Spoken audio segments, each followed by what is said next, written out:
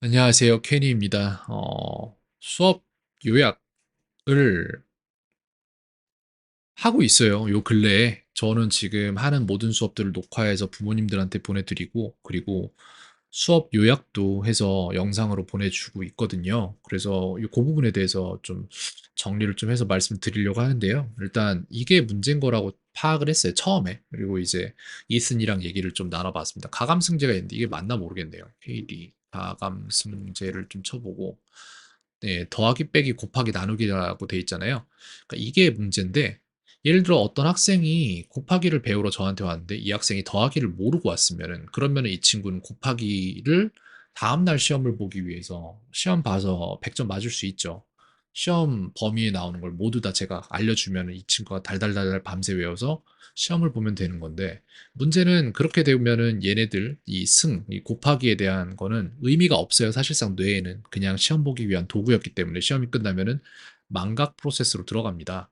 그렇기 때문에 결과적으로 이 곱하기를 제대로 하려면 그 이전에 있는 더하기랑 빼기 이런 것들도 다 알아야 되거든요. 근데 이게 문제인 거예요. 항상 보면 지금 현 시점에 아이가 이렇게 뭔가를 필요로 할 때 이게 안 돼 있을 거라는 판단을 저는 하는 거죠. 그리고 이제 아까 기록을 좀 봤더니 마지막 수업 이후 2년하고 4개월 정도 지난 것 같아요.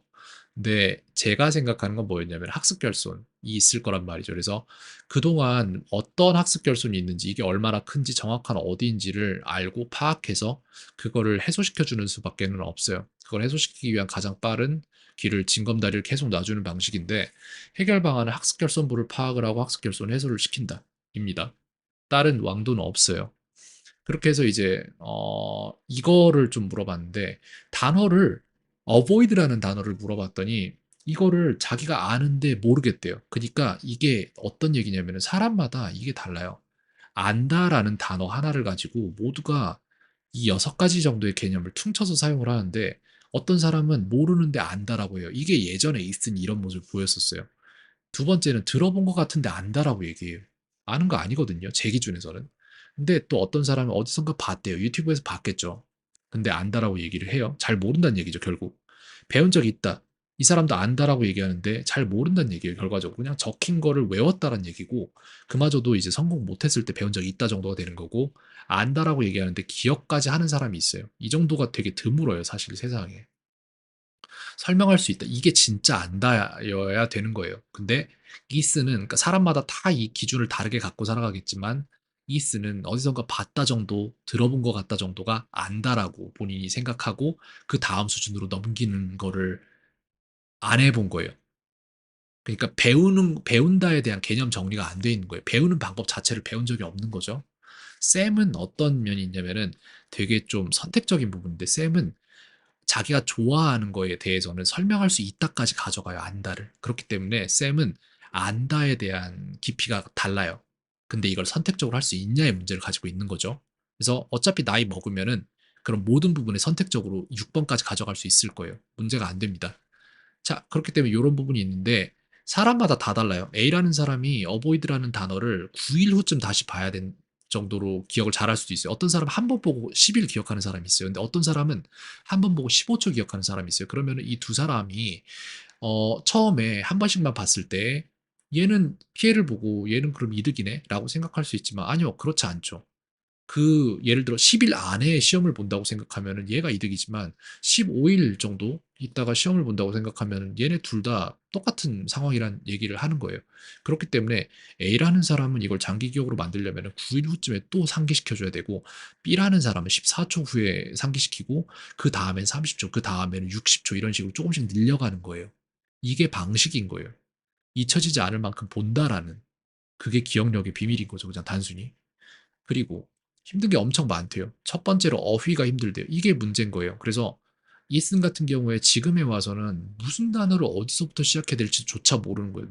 본인이 뭘 모르는지도 몰라요. 그렇기 때문에 제가 보여준 건 뭐냐면, 이 표 같은 경우에는 지금 미국 내에서 사용되는 모든 단어들을 전부 다 빅데이터로 분석을 했을 때 가장 많이 쓰이는 것부터 가장 적게 쓰이는 것까지 랭킹을 매긴 거예요. 1번 랭킹 첫 번째는 더가 가장 많이 쓰였고, 이거는 일십, 백, 천만, 십만, 백만, 천만, 오천만 번 쓰였네요. 그죠? 그러면 5천 위로 가면은 bizarre가 나올 건데 5,050위에는 얘는 지금 11,875번 쓰였대요. 이런 식으로 정말 정말 정말로 객관적인 지표를 가지고 다 분석한 게 있단 말이에요. 저는 이걸 가지고 아이들한테 숙제를 내요. 이거를 전부 다 각 단어를 사용을 해서 문장을 만들어서 나한테 제출을 하는데 문장을 제출을 하는 그 표를 제출하는 게 아니라 문장을 만드는 과정 전체를 녹화해서 그걸 유튜브에 업로드한 다음에 그 링크를 나한테 제출을 해라. 저는 그러면 그 링크에 들어가서 그거를 첨삭을 해주거든요. 과정 전체를 다 보고 있어요, 지금. 그렇게 하면은 보이는 것들이 아이들이 뭘 모르는지가 보여요. 그리고 이슨한테 이게 지금 제일 절실해요. 왜? 본인이 지금 아는 것들은 전부 다 경험적으로 알고 있는 건데 그게 왜 그런지에 대한 이해가 없어요. 왜 그런지 말씀을 드리자면은 이것 때문에 그래요. 어디선가 본 것 같으니까 그걸 아는 거예요. 그냥 경험적으로. 이게 이슨의 학습 방식인 거예요. 그게 뭔지를 찾아서 배울 생각 해본 적 없고 그거를 오래 안 보면은 기억하지 못해요. 즉 bizarre이나 내지는 avoid 같은 단어는 친구들이 안 썼잖아요. 그럼 기억 못 하는 거예요. 즉 배운 적 있다도 기억할 수 있다로 가져가지 못하는 거예요. 이거는 해소를 암기해서 시켜야 돼요. 예를 들어서 오늘 같은 경우에도 암기에다가 다 넣어줬습니다. 보시면은 여기에 이제 이거를 만든 걸 갖다가 들어가서 하나씩 하나씩 본단 말이에요. 이거를 좀 크기를 키워서 80 정도로 올리고 그러면 이게 뭔지를 알아야 돼요. 이것도 아까 물어봤을 때 잘 몰라요. 그냥 이거 아닌가 이런 식으로 알고 있는 거예요. 그런 흐릿한 기억은 기억력 자체가 내 뇌가 아 얘는 의미가 없네. 그럼 얘는 망각통 속에다 넣고 잊어먹어야지. 이렇게 되는 거예요. 그래서 이런 것들을 완벽하게 딱 맞게 이 기억을 해줘야 돼요. 그리고 여기에서 암기 저번에 설명드렸던 거 있는데 굿 버튼을 누르면은 10분 안에 한 번 더 봐야 돼요. 그리고 매일매일 이걸 반복하면서 점점 점점 밀어내는 거예요. 처음에는 10분 만에 한 번 더 봐야 되잖아요. 다음에는 하루 만에 한 번 더 보고 다음에는 3일 만에 한 번 더 보고 다음에는 어, 8일 만에 한 번 더 보고 이런 식으로 자기가 이걸 잘 알고 모르고에 따라서 얘가 그 단어 하나하나에 대한 빈도를 정해줘요. 그거를 해주는 프로그램인 거예요. 진짜 좋은 프로그램, 사기 아이템입니다. 진짜 사실상. 그래서 어휘는 그런 식으로 해결해야 돼요. 자기에게 필요한 것들이 뭔지조차 모르는 상황이기 때문에 그냥 빈도 높은 것부터 순차적으로 쭉 풀어가지고 진짜 자기가 모르는 걸 걸러내고 그거를 암기에다 집어넣고 시작해야 돼요. 그 다음에 이제 물어볼 때 말을 못 하겠다라고 하는데 질문을 못 만들겠대요. 이런 적이 있었나 봐요. 그 질문 정확히 뭔지 파악해야 됩니다. 지금 이거 나중에라도 생각나면 저한테 물어봐야 되고 그리고 나아가서는 그런 질문들을 스스로 만들어낼 수 있는 능력을 길러야죠. 그게 문법인 거죠. 3. 시험 점수가 심각하게 낮다라고 얘기를 했는데 맵 테스트 이거 그냥 모의고사 점수 안 나와서 저 찾아오면 똑같은 거예요. 모의고사 계속 봐야 돼요. 모의고사 보고 그 과정을 제가 봐야 돼요. 얘 왜 이걸 이렇게 하지? 이런 식으로. 제가 볼 때 맵 테스트 이거 지문이랑 그다음에 뭐 아이가 푸는 것도 제가 봐야 되고 그런 식으로 좀 봐야 됩니다. 그런 거 해보면 돼요. 그냥 모의고사식으로. 많이 풀어보면 늘어요. 어쩔 수 없이.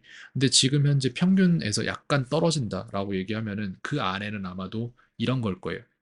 이런 거죠. 그러니까 경험적으로 곱하기를 배웠고, 그 다음에 그걸 외우고 있고, 그 다음에 어디선가 봤다의 수준으로 지금 이거를 해석해내고, 그래서 대충 이제 요거 아닐까? 라고 찍거나 이런 식으로 해서 이제 220 정도가 나온다는 소리인데, 그게 아니라 배운 적이 있고, 기억하고 있고, 설명할 수 있을 정도까지 가져가서 문법을, 그 다음에 이제 이 더하기랑 빼기를 배우고, 여기까지 다 채워버리면 그러면은, 쭉쭉 올라가는 거죠. 그런 식으로 해야 됩니다. 그 다음, 테스트가 여기 있었죠. 그 다음에, 공부도 안 하고 포기한다. 이거 있죠. 조금 하다가 어려지면 포기한다. 공부를 하던 습관이 없어요. 그리고 내가 평균 성적을 받으려면 얼마나 공부해야 하는지도 모르고 내 현재 실력이 어디인지도 모르고 하니까 불확실성에서 오는 불안감. 이거 전에도 제가 말씀드린 적 있었죠. 아이가 이게 굉장히 커요. 계속 싸우니 거기 에너지가 다 들어가요. 그러니까 공부를 하려면 그냥 공부를 하면 되는데 공부할 생각을 하니까 공부를 못 하는 거예요. 공부할 생각을 해야 되는 게 아니라 공부할 생각에 집중해야 되는 게 아니라 공부를 하는 것에 집중을 해야 되는데 그 선택적 집중이 힘들어요, 아이가. 그런 문제 있습니다. 이렇게 알고 있었고요. 5번 문법. 내가 하는 말이 정확히 문법에 맞는지 모르겠다. 이거는 한국식 문법이랑 연동시켜야 돼요. 네. 예를 들어 아까 아이한테 설명해 준 게 있는데 왜 to yesterday가 아니라 on yesterday가 아니라 그냥 yesterday인지 부사는 전치사 플러스 뭐 명사나 뭐 이런 거랑 비슷한 성격을 갖고 있기 때문에 뭐뭐에서라는 말을 다 갖고 있기 때문에 yesterday가 전치사 없이 그냥 부사로서 쓰인다. 그래서 last week이랑 같은 거다 이런 식으로 설명을 했는데 그런 식으로 정확한 설명이 들어가야 됩니다. 6번 집중력, 집중 힘들다. 이것도 똑같은 케이스인데 명상 필요해요. 그리고 이것도 저 위에 4번도 케이스가 같은 게 시간에 대한 객관적인 판단이 안 돼요. 그러니까 내가 5분을 공부하면은 굉장히 길게 느껴지는데 5분을 게임을 하면은 그건 찰나처럼 느껴지는 이런 거예요. 그래서 여기에는 시계가 필요해요. 그래서 아이가 최소 집중 단위부터 시작해서 그거부터 점점 올려나가야 돼요. 예를 들어서 아이가 자리에 앉아서 적어도 10분을 하겠다라면 10분이라는 모래시계나 이런 것들 가지고 10분 동안 아무것도 안 한다. 세상 다 잊고 이것만 한다. 이걸 5분부터 시작해도 좋고 3분부터 시작해도 좋고 이런 식으로 해서 차츰차츰 늘려 나가야 돼요. 그거밖에 없어요. 그래서 하는 일들을 시간을 좀 잴 필요가 있어요. 객관적인 시야를 가질 필요가 있습니다. 그다음 7번 학교에서 그걸 줬을 때 어떨 땐 이해가 하나도 안 된다. 이게 뭐냐면은 얘도 선택적 집중이 안 되는 케이스인데 신경을 문제를 푸는 데 쓰는 게 아니라 걱정에 쓰고 있는 거예요. 그러니까 시험지를 받고 문제를 봤는데 첫 번째 눈에 딱 띈 게 굉장히 어려워요. 그럼 감정이 피어오기 시작하는데 어렵다, 모르겠다, 아 어떡하지? 이거 뭐 점수 나중에 또 안 나오면 엄마한테 혼나면 어떡하지? 이거 내가 못 풀고 있는 거 친구들한테 보이면 어떡하지? 그러면 친구들한테 그런 모습이 안 보이려면 자신 있게 푸는 모습을 연출해야 되나? 이런 쓸데없는 생각들, 남들은 신경도 안 쓸 텐데 그런데 신경이 많이 쓰이는 거죠. 왜? 선택적 집중이 힘들고 그다음에 걱정이 많고 왜? 불확실성에서 오는 불안감 이것 때문에 그래서 이런 것들을 모두 다 한 방에 깔끔하게 해소시켜 줄 게 명상이에요. 그래서 제가 명상 계속 얘기하는 건데 아이는 또 오늘 저한테 그런 얘기를 하죠. 근데 저는 가만히 있는 거 못해서 가만히 아무것도 안 하고 있는 거 못해서 명상 못할 것 같아요라고 얘기를 하는데 그렇기 때문에 여기에 문제점들이 발생이 하는 거예요. 그래서 내가 어떤 사람 나는 1에서 7까지 해당되는 사람이라면, 내가 나인 채로 그대로 나이면 이 문제를 계속 안고 갈 것이고, 내가 안 하던 짓을 하면 이 일을 해결할 실마리가 보일 것이고, 이거거든요. 그래서 내가 나인 채로 나일 수밖에 없으니 명상을 할 수는 없습니다라고 말할 게 아니라 내가 나여서 문제였던 게 1부터 7이니까 내가 아닌 행동을 해야 되는 거예요. 네, 그게 명상이에요, 지금 아이한테는. 이런 겁이 굉장히 많은데 아이가 그 겁이 허상이거든요, 다. 그걸 녹여줄 게 명상이에요. 근데 전에 추천드렸던 명상은 그 당시엔 제가 해민 스님인가? 이 사람에 대해서 잘 몰랐기 때문에 가장 쉽게 접할 수 있는 게 그거였기 때문에 그렇게 말씀드렸는데 나중에 그 직후에 좀 더 알아보니까 이 사람 풀소유 해민 스님이더라고요.